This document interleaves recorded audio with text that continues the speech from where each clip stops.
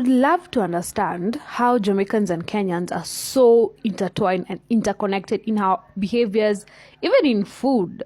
Let's use rice and peas. That looks like rice and beans in Kenya, and I'm pretty sure any other East African country, actually.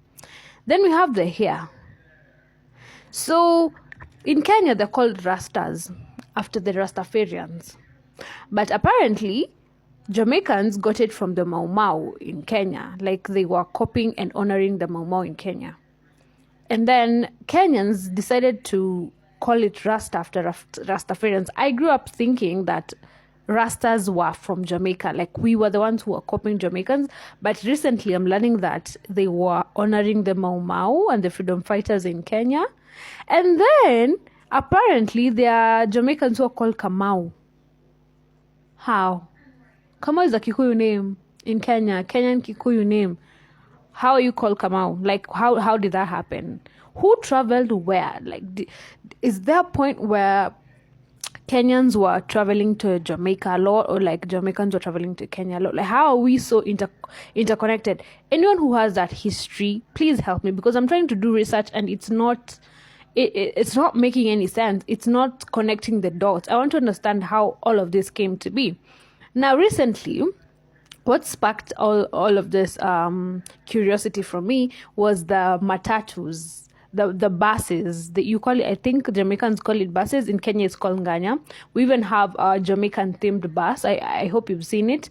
And we were doing this challenge. I don't know, I think Jamaicans started it where they were showcasing who has the best buses in the country. And then they admitted that we won. Like, just go check the challenge. Kenyans won that one. When it comes to the art, the decorations, the lights, the music is literally Jamaican, by the way. Kenyans won that one, okay?